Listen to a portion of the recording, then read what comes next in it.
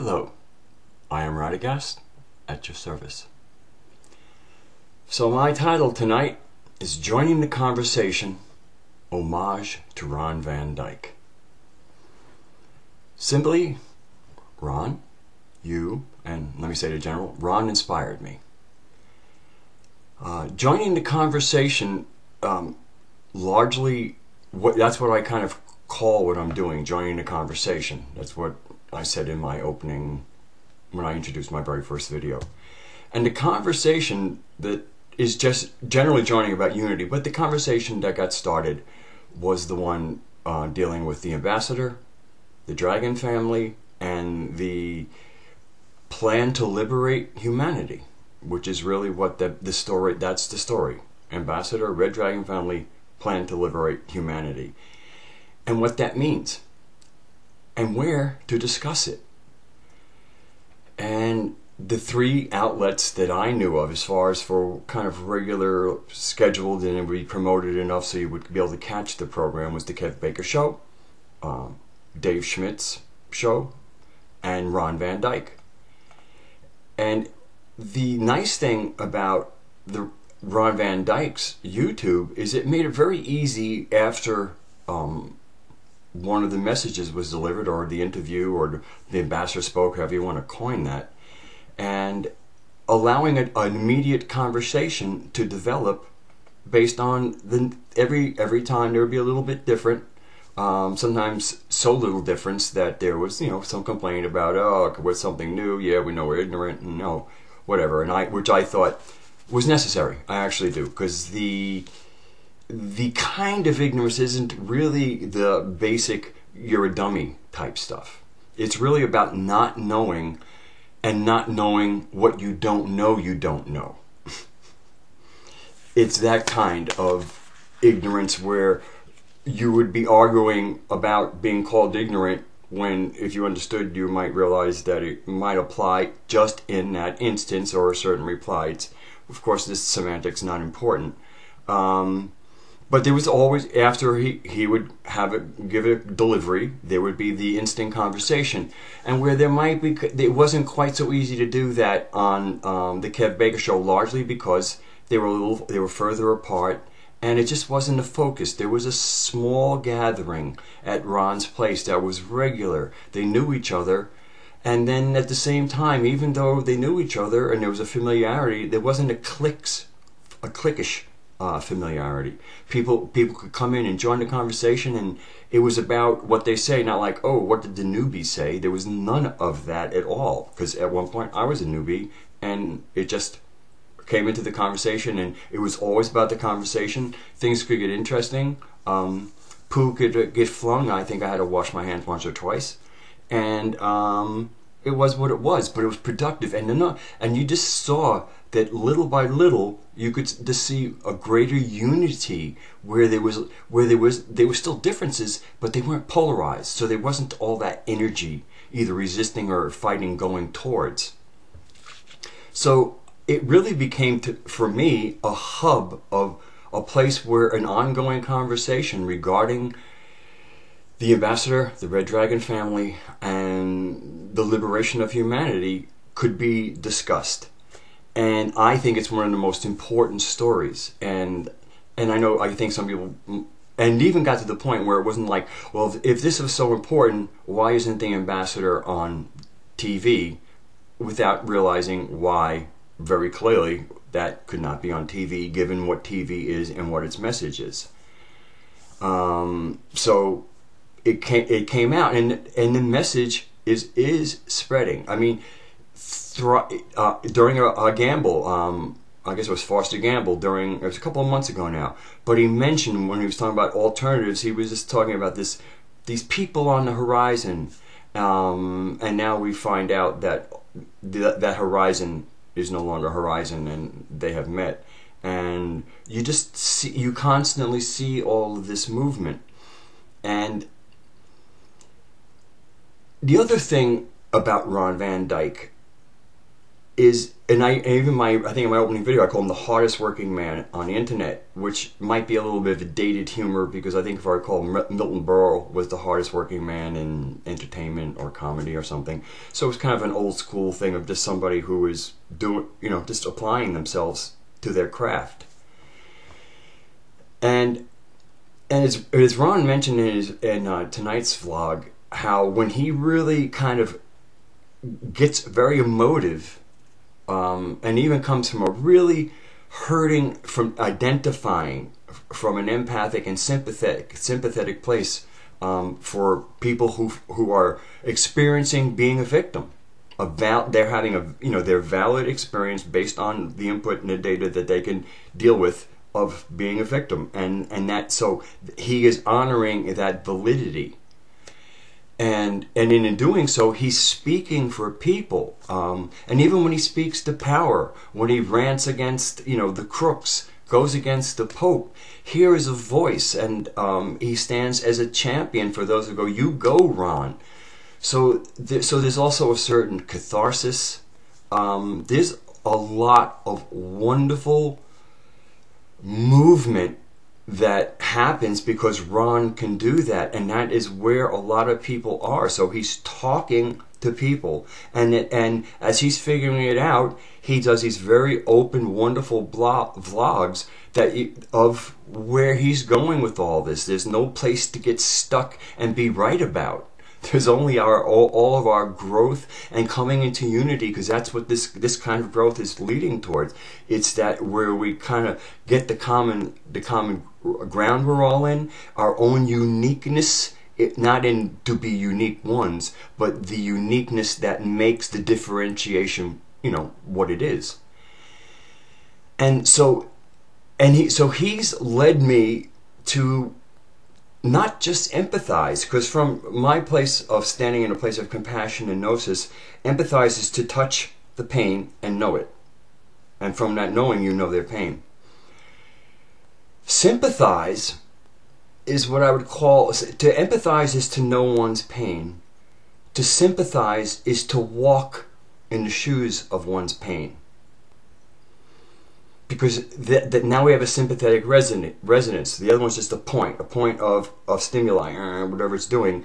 And then to move in its resonance is to give a more of an understanding of how to walk in their shoes. That resonance, that wave, is that. And now, because of the fact that frequencies are redundant, you don't have to take a long trip. You can just make a couple of waves, because everyone after that's going to be the same. So getting into sympathetic resonance doesn't mean staying there either. Again, from gnosis, you want to know. But that was a trip I hadn't really made. I might have done one hump, but I didn't take three to really let it set in.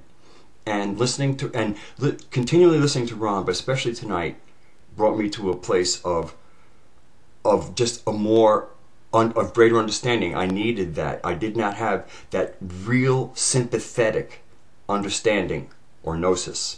And that kind of really came to me tonight. It's been coming to me, but tonight kind of broke in. And and that came through just taking Ron's path with him, which was different than mine. But by taking it with him, I was able to walk in another's shoes and have greater understanding. And so the dragon family. So one of the things that's meaningful for me, as we liberate humanity, is the state of our consciousness as we get liberated, and how much of the polarity thinking and cognitive dissonance are one and the same. Let me read this little blurb I wrote. It says, "We do not fight darkness, but shadow. There is nothing in the darkness until we shine the light of our imagination into it. From our fears, shadows emerge, and we flee or fight in polarity thinking." Because in polarity thinking, flee or fight are the two things to do when confronted with the shadows that emerge, the monsters, whatever shape they take. Are you afraid of getting eaten by a reptilian? Well, there are probably a few reptilians in those shadows there. So that brings me to something that I think is very important. The tree of the knowledge of good and evil, which we partook of, and then the tree of life, which would make us as gods. So, here's a simple little diagram. Okay, is it focusing? There we go. Simple, there it is. And this is my diagram of the tree of the knowledge of good and evil. That when we come to a decision point, we see the good and the evil. Basically, that's how it's laid out, the knowledge of good and evil. The tree of life understands that these are just the polarities, and then of course, as I spoke in an earlier time, this is the field happening in here. This is where reality is happening. This is where life is happening. Life does not happen at the polarities. Those are the guideposts. That's really almost like a point of stillness, of absoluteness in that corner. So what we end up with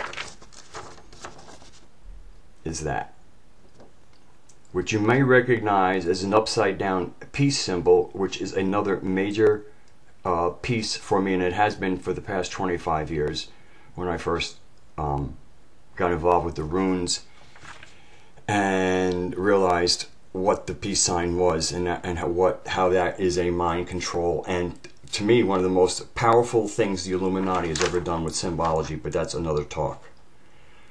So that's it. This is the tree of the knowledge of good and evil. This is the tree of life, where in here what we do is I'm having a little trouble with my camera here again. What we do is when we reach that fork in the road, it's not, the answer lies somewhere in the middle. It might lie one way or the other, but it is creation.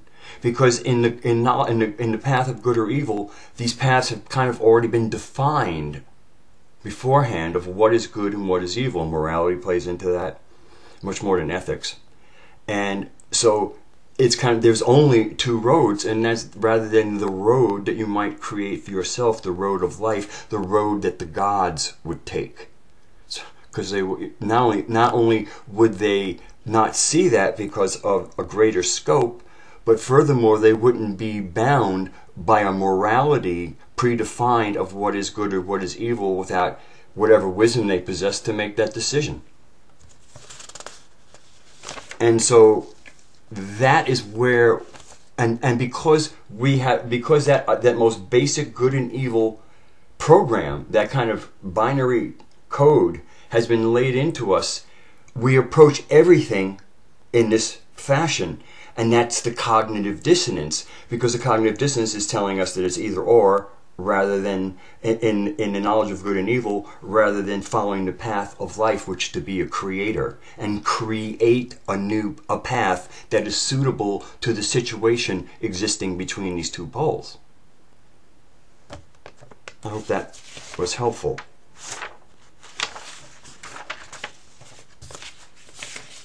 Let me catch up my notes here.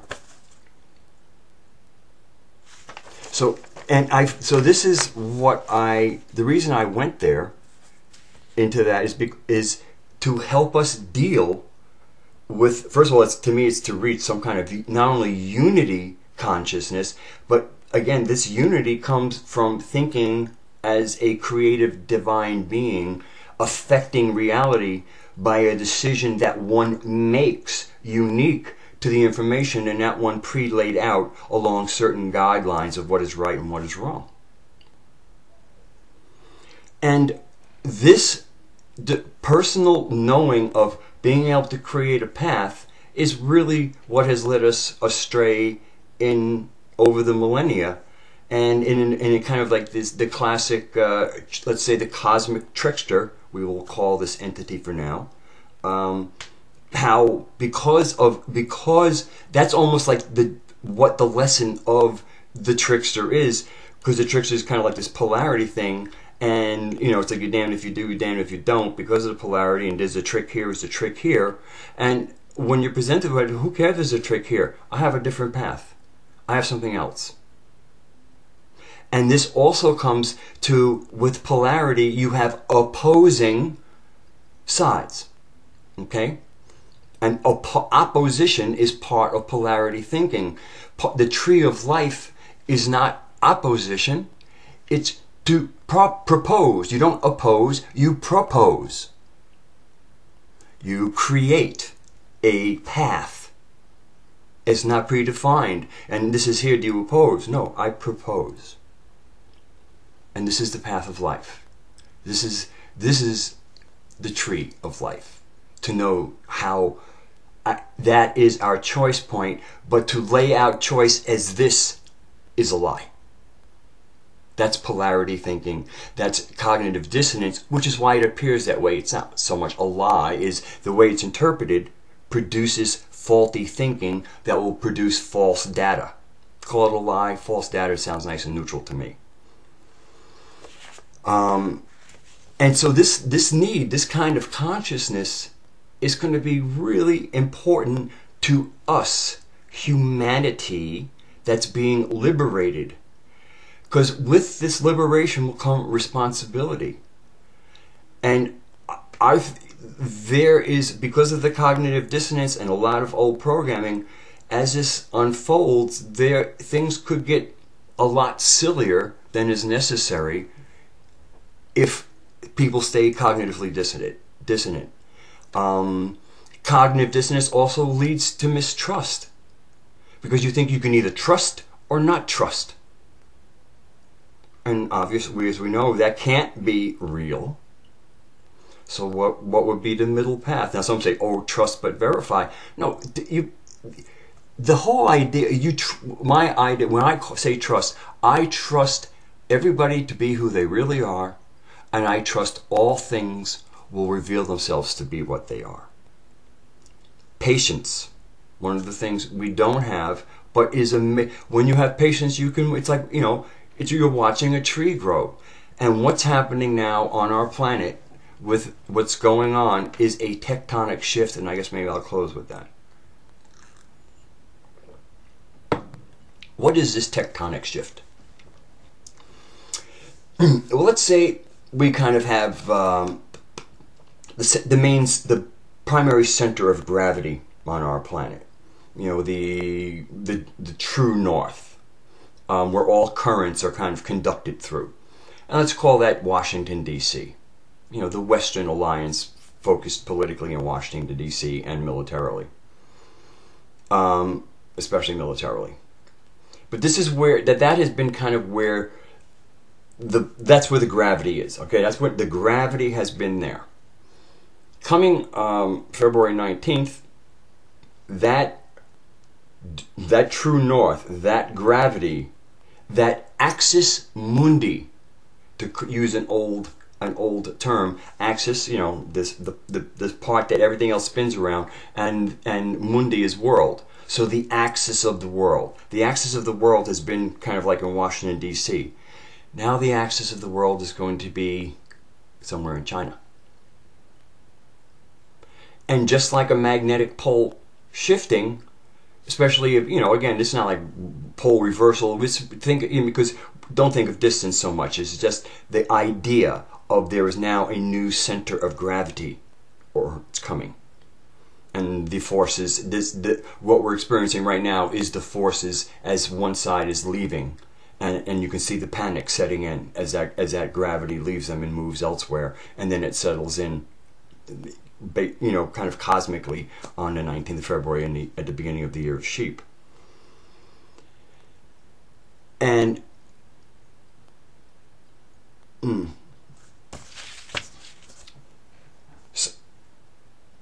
so this is right. Okay, axis mundi. So this is where we have to. This is, and once it finally sets there, then the currents of the world shift. The currents now have a new play. Right now, the currents have been kind of like trickling along. You know, you've seen the Swiss franc happen. You're seeing all kinds of things. Those are all parts of the gravity shift. And then once it really shifts, then it establishes itself. The new currents will start flowing in and out. And it's more like, it's just ships will now steer. All the ships of importance, almost commerce will now be using that to navigate by. And this isn't an earthquake. And again, don't think of distance so much as that this is a pole alignment, and that those influences, whatever, you know, those currents will be different than when they were located in the other place. And then it's a matter of the influence that will come out of this. This is the influence that pours through these newly opened channels, and also being based in a center that is dynamic and putting out light, instead of something that had really turned into a black hole, and now we can turn things into a white hole. I understand polarity. Well, again, that was not a black hole. This is not a white hole. It's more like that one was getting really full of crud, and this one here is a fresh start, and let's find out what that is. And so just approaching this again from the idea of let's see, and then also there's different ideas that might come, and instead of people go, oh, I agree with that, or I don't agree with that, I mean, you can't do one or the other, but also if any shadow will, rather the center line is don't oppose, propose. You know, what is what is your clear idea of anything that you hear coming, and not an emotional, like I feel when we start trying to not enunciate, to really get out what's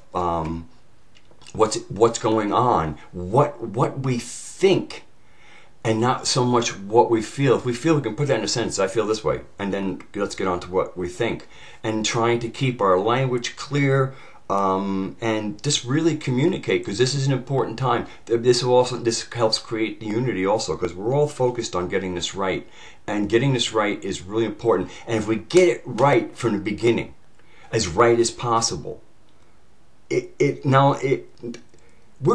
just put it this way: we're being watched. They're liberating humanity. There's a they, and then there's an us. And they have been, and they, especially now that there's that standoffishness is not there, they're going to really be watching us. And this is a time for us to be, I feel, to be dignified in a way. I mean, imagine your own inner dignified elite person, like, you know, you could be refined, and you could, you know, be composed and have a decent education. Just imagine yourself as that person that you have made, you know, make yourself that person. And then as you engage in behaviors, try to have that person that looks down, and make sure you're going, yes, you know, there's some passion and, you know, a little rough around the edges, but there is definitely dignity for the station of humanity to act as sovereigns and have equal concourse with people who have been guiding things, and showing the capabilities that we are in this experiment, that, you know, this is going to go well, better than anybody could expect, because there is divine guidance in all this. And the best way to bring the divine into our lives is for us to be those divine eyes looking out into the world, you know, and that place of compassion, that stillness, and being able to look out, taking everything in, knowing all, that place of gnosis, and being able to get informed from that. And then we can drop back down, and we can act from that view we have from our own personal crow's nest of compassion, and then come down back onto the deck and be ready to do what we did based on navigation. Okay, I guess that's enough for me. Ron, thank you so much. You were my inspiration, and just a desire to be heard, and I hope this has all been working. Before all else, I see the God within you.